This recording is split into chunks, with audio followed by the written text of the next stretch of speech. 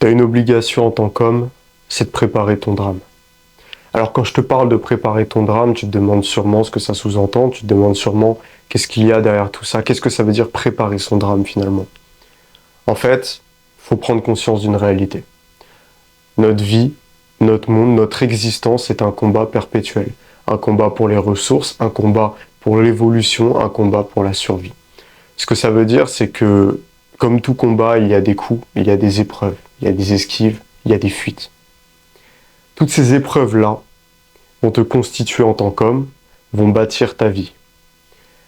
Et quand je parle de drame, je parle de certaines épreuves. Je parle de cette épreuve que tu n'as pas forcément anticipée. Je parle de cette épreuve qui, même si tu l'as anticipée finalement, pourra potentiellement te détruire. Je te parle de cette épreuve qui fait que soit elle va te rendre beaucoup plus fort et elle va te faire passer un cap dans ta vie, soit elle va te détruire définitivement, que ce soit psychologiquement, physiquement ou spirituellement. Et en fait, ton challenge, toi, dans cette existence, c'est de justement pouvoir interpréter déjà psychologiquement au mieux cette épreuve pour en ressortir plus fort, mais surtout pouvoir la relever dans un premier temps. C'est-à-dire qu'avant de parler du processus psychologique qui va te permettre de te relever, qui va te permettre d'être plus fort, de t'endurcir, et c'est ce dont je parle très souvent, que ce soit sur cette chaîne ou sur Instagram d'ailleurs, je t'invite à me rejoindre, _AZURR. Et bien en fait, au-delà de ça, le plus important, c'est quoi? C'est d'être prêt à cette épreuve. C'est que lorsque cette épreuve va arriver, lorsque tu vas être face à ton drame, parce qu'il est personnel, parce que ton drame ne va pas être le drame d'un autre, parce que ce qui pour toi est un drame ne sera peut-être pas un drame pour quelqu'un d'autre, car tout dépend de la sensibilité, tout dépend du vécu, tout dépend du contexte socio-culturel dans lequel on grandit. Donc c'est pour ça que je dis bien ton drame. Et quand ton drame va arriver, il faut que tu sois prêt. Tu peux pas à ce moment-là fuir. Tu peux pas à ce moment-là être pétrifié. Et je n'ai pas dit avoir peur. J'ai dit être pétrifié car il y a une différence, c'est évidemment que tu auras peur. Évidemment que tu vas peut-être être terrifié parce que c'est ton drame, parce qu'il est designé, il est créé pour ça. Il est créé pour te faire peur, il est créé pour que tu aies l'impression que tu te relèves jamais. Il est fait pour ça. Il est fait pour soit t'achever, soit te donner l'impulsion qui changera ta vie. Et en fait, ton existence doit être en partie vouée, je dis bien en partie, à la préparation de ce drame.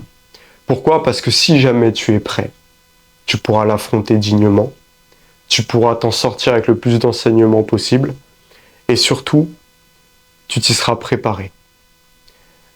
Il ne faut pas sous-estimer l'impact psychologique qu'on peut avoir sur les choses. Il ne faut pas sous-estimer aussi, je dirais, la préparation mentale dans l'avènement des événements. Ce que je veux dire par là, c'est que si jamais tu es prêt mentalement, tu pourras peut-être beaucoup mieux encaisser que quelqu'un qui ne s'y attendait pas. L'effet de surprise, c'est destructeur. En fait, le chaos est destructeur. Le chaos, par essence, est destructeur. On peut se remettre du chaos, on peut se relever du chaos, mais plus on est préparé au chaos, plus on a expérimenté le chaos, et plus on pourra surfer dessus, et plus on pourra le manier, peut-être même l'utiliser, du moins en sortir plutôt indemne. C'est ça le but. On ne va pas chercher à être des super-héros, on ne va pas chercher à faire des miracles. Peut-être que ça peut arriver, mais ce serait ambitieux et ce serait totalement, je dirais, illusoire de chercher absolument ça. La vérité, c'est que on doit prendre conscience de nos natures de mortels, on doit prendre conscience de nos limites, mais on doit surtout réaliser qu'étant donné qu'on a certaines limites, il est de notre devoir de mettre tout en place pour que justement on y arrive. Et comment on prépare son drame d'un point de vue, je dirais, moins spirituel, moins philosophique et beaucoup plus pratique? En fait, tout simplement, on s'entraîne. Et si je te pose cette question aujourd'hui, imagine là, je suis devant toi, je te pose une question qui est très simple et tu vas devoir me répondre. Tu préfères t'entraîner ou crever? Je te pose la question. Si tu es un minimum sensé et sain d'esprit, tu vas me dire t'entraîner. Pourtant, ça va pas être agréable pour toi, attention. Ça va être dur de se lever le matin, de s'entraîner. Mais cette question, elle n'est pas folle. On ne parle pas d'un dilemme, un dilemme impossible à la con. Là, je te parle d'une vraie question, qui est réelle, qui est basée sur le réel. Parce que le drame, ça peut impliquer une question de vie ou de mort. Et l'entraînement, ça te prépare au drame. L'entraînement te permet de préparer ton drame, en fait. Et c'est ça qu'il faut comprendre, c'est que oui, l'entraînement est essentiel. Et oui, tu dois choisir entre t'entraîner ou crever. Parce que la vérité, c'est que c'est peut-être ces 10 minutes de marathon, ce n'est pas un marathon du coup, mais je dirais ces 10 minutes de course, de footing, que tu vas faire toutes les semaines, qui vont te sauver. C'est peut-être ces 10 kilomètres qui vont te sauver, ces 20 kilomètres, ce marathon. C'est peut-être ça qui va te sauver. Et ça, faut en avoir conscience. En fait, quand tu vas t'entraîner, t'es pas seulement en train de souffrir. T'es aussi en train de préparer ce moment où tu en auras peut-être besoin. Quand tu t'entraînes, en fait, tu te prépares à ça.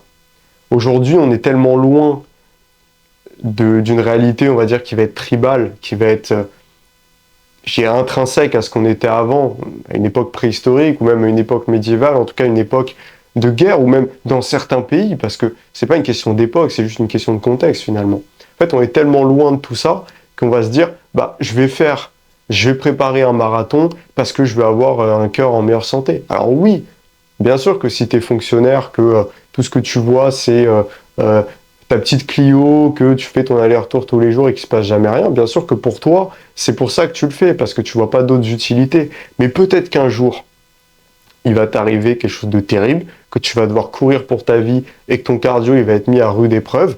Et peut-être que justement, là, tu vas réaliser pourquoi tu as couru toutes ces années. Et là, tu vas réaliser à quel point ça a été utile. Et il ne faut pas croire qu'on est loin de tout ça, ça peut nous tomber dessus à tout moment. Je sais que moi, dans ma vie, rends-toi compte, j'ai 21 ans.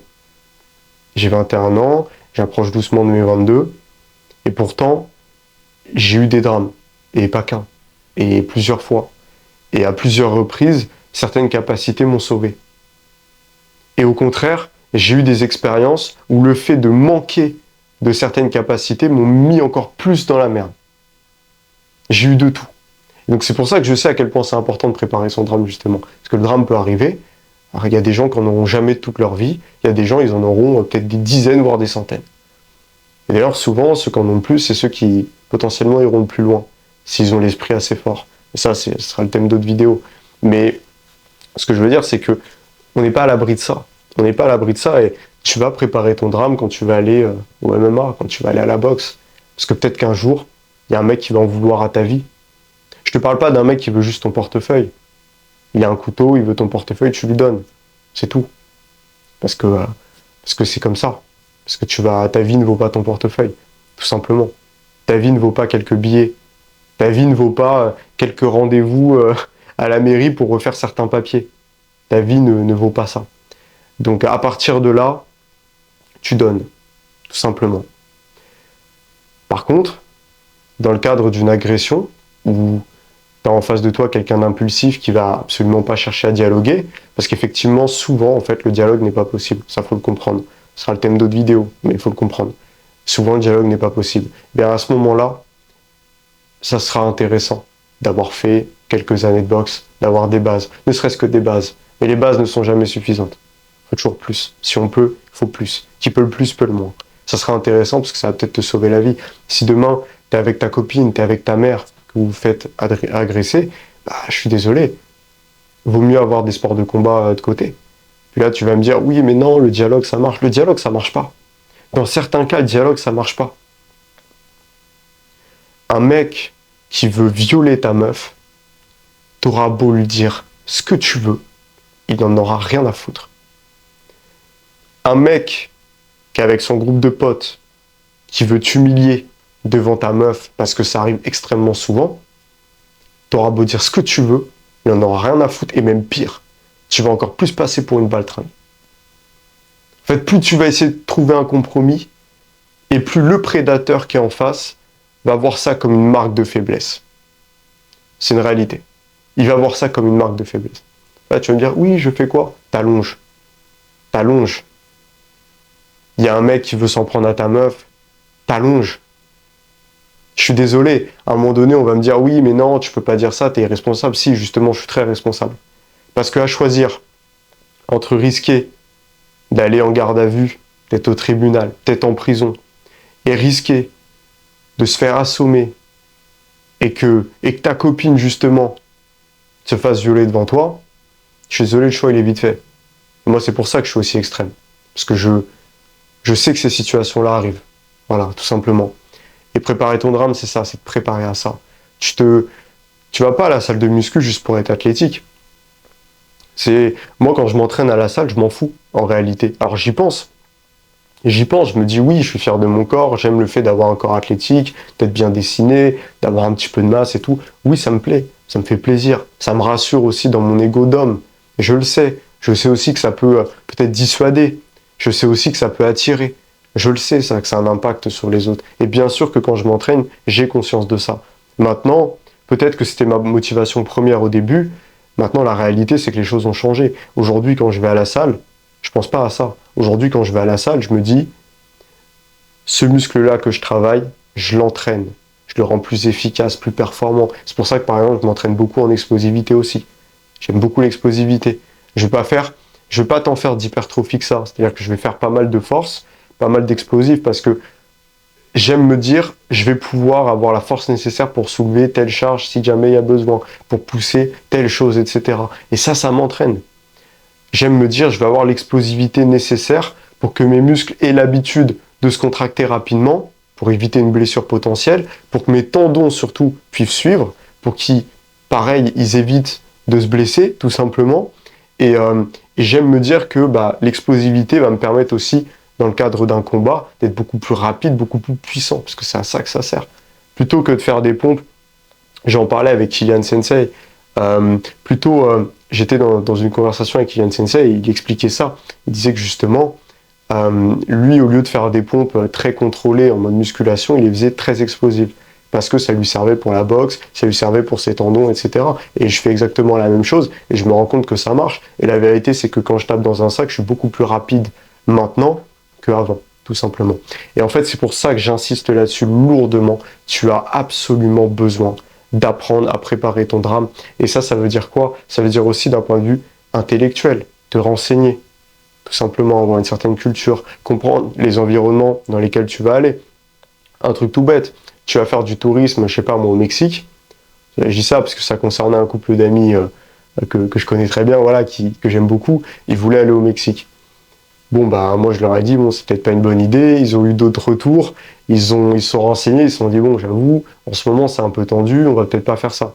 Bon, au final, ils vont partir ailleurs. Donc, voilà. Parce qu'en fait, quand je dis l'intellect, c'est aussi la culture, c'est comprendre l'environnement. C'est-à-dire que ça te permet de planifier. Et planifier, c'est prévoir, c'est éviter des dangers, en fait, tout simplement. Donc, c'est important. Autre chose, tu peux apprendre le tir.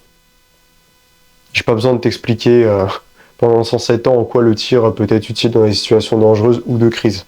Voilà, ça me paraît évident, ça me paraît logique. Puis là, tu vas me dire, oui, mais en France, on n'a pas le droit d'avoir des armes. Si, ici, tu peux avoir le droit de détenir une arme sous plein de conditions. Je te laisse te renseigner là-dessus. J'en ferai peut-être une vidéo d'ailleurs. Voilà. Et après, il y a peut-être d'autres biais. Mais ça, je te le conseille pas. Et je n'ai absolument rien dit. Voilà. Donc, c'est toujours ça. C'est que il y a plein d'axes sur lesquels tu peux t'améliorer, sur lesquels tu peux devenir performant. Tu peux même devenir un guerrier. Et c'est super important de les travailler. Donc, cette vidéo, c'est juste une introduction à ce sujet-là. Je t'invite vraiment à t'abonner au Journal de la Meute. C'est gratuit. Tu recevras même en plus un guide sur le charisme. Pourquoi je te recommande ça? Tout simplement parce qu'en fait, ça va te permettre d'avoir accès toutes les semaines à des mails avec énormément de valeur où moi, je te raconte certaines anecdotes que je peux pas te raconter sur YouTube parce que soit ça peut tomber sous le coup de la loi, soit parce que c'est trop extrême. Donc je te parle d'anecdotes que j'ai pu vivre moi ou même des gens que je connais. Donc en tout cas des choses qui sont profondément réelles dont je préfère ne pas parler en public.